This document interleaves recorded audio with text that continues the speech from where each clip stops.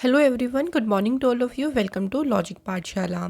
आज के इस वीडियो में हम कवर करेंगे 11 अक्टूबर के इम्पॉर्टेंट करंट अफेयर्स के क्वेश्चंस। फ्रेंड्स, वीडियो का जो पीडीएफ है वो आप लोगों को मिल जाएगा टेलीग्राम ग्रुप से लॉजिक पाठशाला 16, जिसका लिंक हमने दिया है डिस्क्रिप्शन बॉक्स में।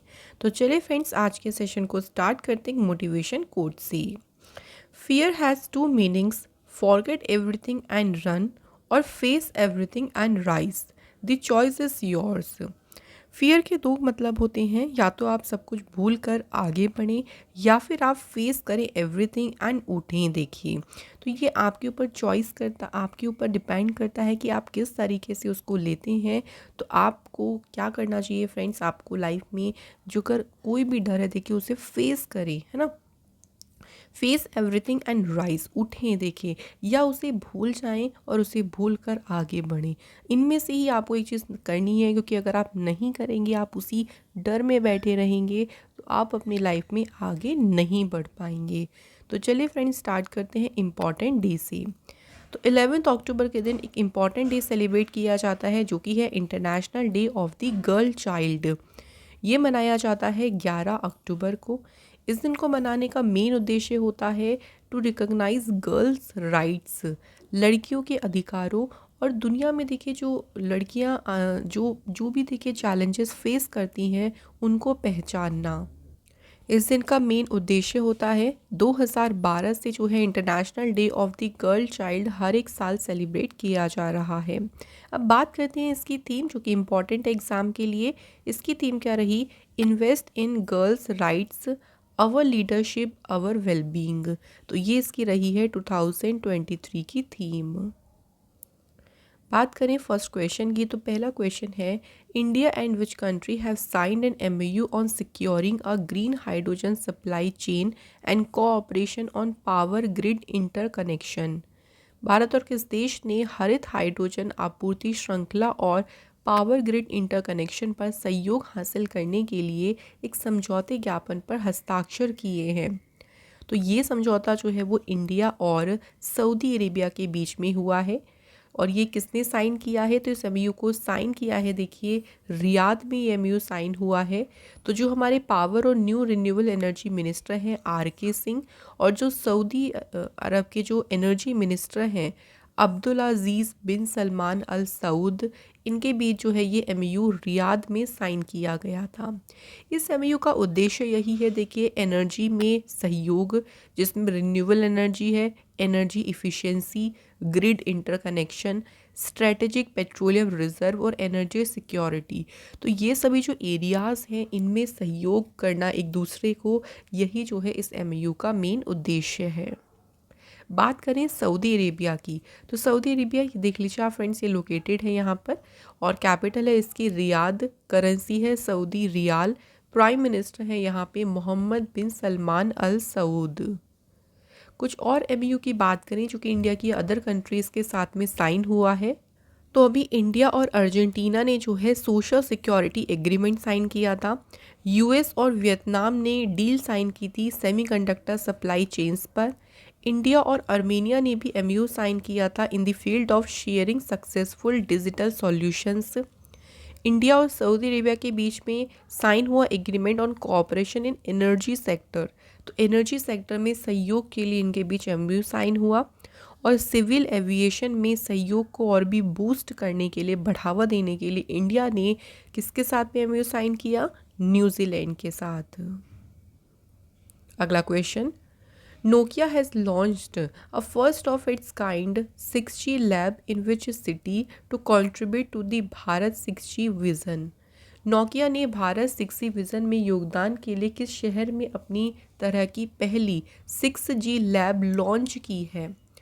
क्वेश्चन ये भी बन सकता था कि जो ये 6G लैब लॉन्च है, इसे किस कंपनी ने जो है लॉन्च किया है? तो इसे नोकिया ने लॉन्च किया है। अब बात करें कहाँ पर, कौन से शहर में? बेंगलुरु में जो है इस लैब को लॉन्च किया गया। अब इस लैब से क्या होगा, देखिए कि जो 6G टेक्नोलॉजी पर वर्क हो रहा है, तो उस पर उसके ऊपर देखिए यहाँ पे काम किया जाएगा और इससे हमारे फ्यूचर में यानी हमारी जो इंडस्ट्रियल सोसाइटी की जो भी देखिए फ्यूचर ज़रूरतें हैं, जो भी भविष्य की ज़रूरतें हैं, ये उसको पूरा करेगी और उसमें काफ़ी तेज़ी भी लेके आएगी, उसको काफ़ी एक्सेलरेट भी करेगी। तो इस लैब से काफ़ी सारी चीज़ें उम्मीद है इन सब चीज़ों के होने की। तो इसे नोकिया ने लॉन्च किया कहाँ पर? बेंगलुरु शहर में। Next question, which city has inaugurated India's first solar powered 23 kilometre long covered solar roof top? किस शहर ने भारत की पहली सौर ऊर्जा संचालित 23 किलोमीटर लंबी कवर्ड सोलर छत का उद्घाटन किया है? तो ये जो 23 किलोमीटर की सोलर रूफ टॉप है, इसका उद्घाटन किया गया है कहाँ पर? हैदराबाद शहर में। तो हैदराबाद शहर में इसे हेल्थवे देखिए नाम दिया गया है। इस हेल्थवे में दो लाइन है, एक पिंक लाइन है, एक ब्लू लाइन है। पिंक लाइन का जो स्ट्रेच है वो 8.5 किलोमीटर का है और वहीं जो ब्लू लाइन है उसका स्ट्रेच है 14.5 किलोमीटर। तो टोटल कितना है? ये टोटल हो गया फ्रेंड्स यहाँ पे 23 किलोमीटर का ये लॉन्ग साइकिल ट्रैक है, जिसकी जो रूफ बनाई गई है ना वो पूरी सोलर रूफ है। ओके, तो इसे इनॉग्रेट कहाँ किया गया है? हैदराबाद शहर में। अगला question, who will inaugurate the 9th G20 parliamentary speaker summit in new Delhi on 13 अक्टूबर? 13 अक्टूबर को नई दिल्ली में 9वें G20 संसदीय अध्यक्ष शिखर सम्मेलन का उद्घाटन कौन करेगा? तो इस सम्मेलन का उद्घाटन करेंगे प्राइम मिनिस्टर नरेंद्र मोदी जी। इस सम्मेलन का उद्देश्य क्या है? Bringing a parliamentary dimension to global governance. तो इसका उद्देश्य है वैश्विक शासन में संसदीय आयाम लेके आना और इसकी जो थीम रही इस बार की वो क्या है? One earth, one family, one future. अब यहाँ बात हुई है मोदी जी से रिलेटेड, चले कुछ और इम्पोर्टेंट न्यूज़ की बात करें तो अभी मोदी जी ने रिसेंट कंट्री का पहला hitech sports training centre Gwalior Madhya Pradesh में इनॉग्रेट किया। छत्तीसगढ़ में मोदी जी ने 27,000 करोड़ रुपए के डेवलपमेंट प्रोजेक्ट को लॉन्च किया है। मोदी जी ने एक वीक लॉन्ग प्रोग्राम लॉन्च किया था, संकल्प सप्ताह। तो एस्पिरेशनल ब्लॉक्स के लिए न्यू दिल्ली में जो इस प्रोग्राम को लॉन्च किया गया। प्राइम मिनिस्टर मोदी जी ने इनॉग्रेट किया इंटरनेशनल लॉयर्स कॉन्फ्रेंस कहाँ पे? नई दिल्ली में। प्राइम मिनिस्टर मोदी जी ने ऑल्सो देखिए लॉर्ड शिवा थीम्ड जो स्टेडियम है, पूरा जो स्टेडियम है लॉर्ड शिवा के ऊपर, उनकी थीम के ऊपर बेस्ड है, वाराणसी यूपी में इसकी आधारशिला रखी। अगला क्वेश्चन है, the government of India has started the residential education scheme, जिसको नाम दिया है श्रेष्ठ, for which category of students?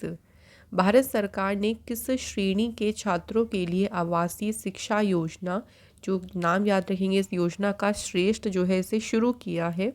तो ये योजना शुरू की गई है शेड्यूल कास्ट के लिए।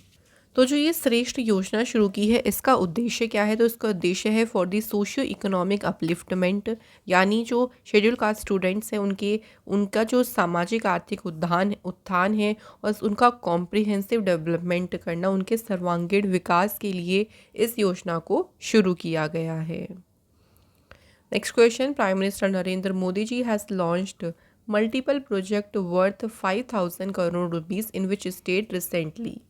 मोदी जी ने देखिए हाल ही में किस राज्य में 5,000 करोड़ की कई सारी परियोजनाएं शुरू की हैं? तो इन सभी परियोजनाओं को अभी शुरू किया गया है राजस्थान। राजस्थान के लिए सारी परियोजनाओं को मोदी जी ने लॉन्च किया है।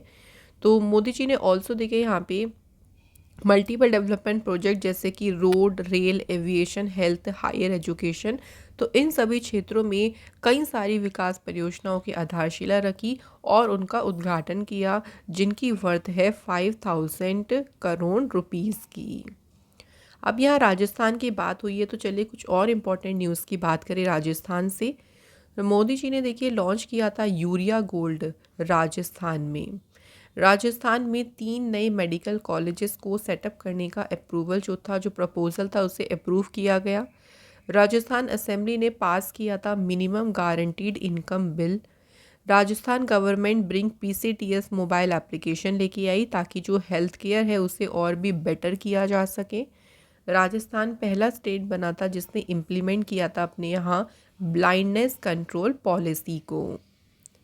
राजस्थान से देखिए इंपॉर्टेंट बात करें इसकी कुछ और इम्पॉर्टेंट न्यूज़ की, तो देखिए फॉर्मेशन हुई थी राजस्थान की 30 मार्च 1949 को।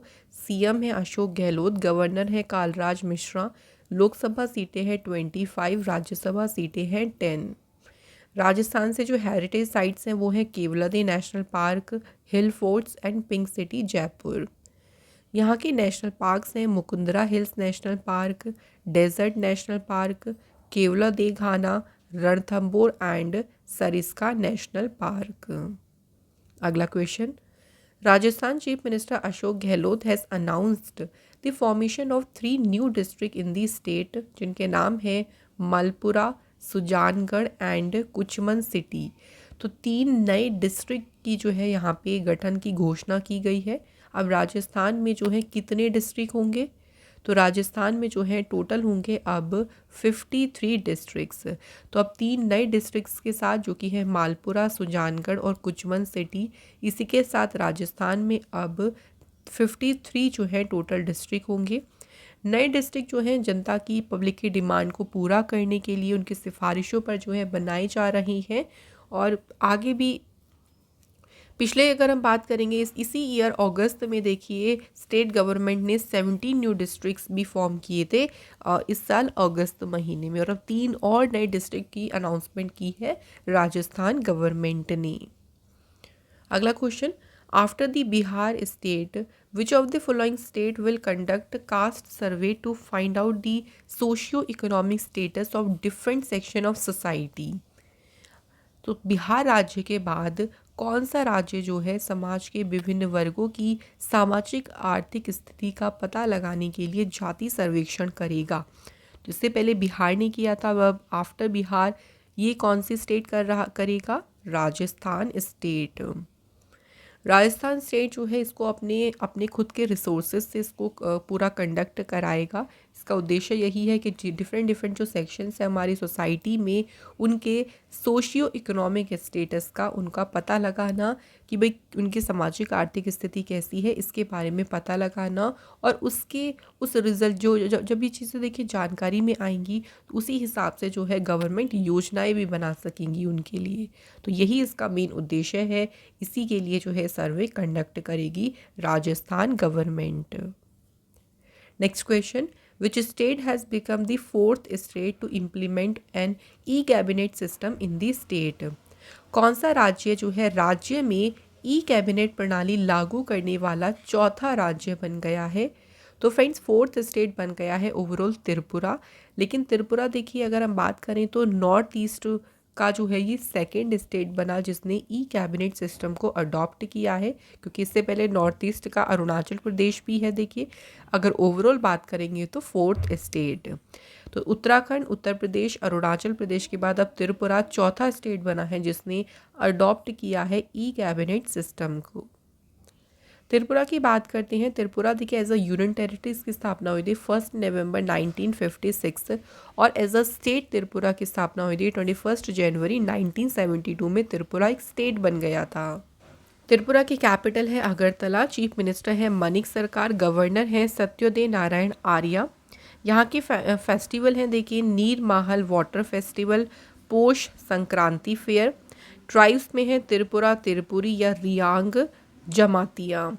तो ये त्रिपुरा में ट्राइब्स हैं।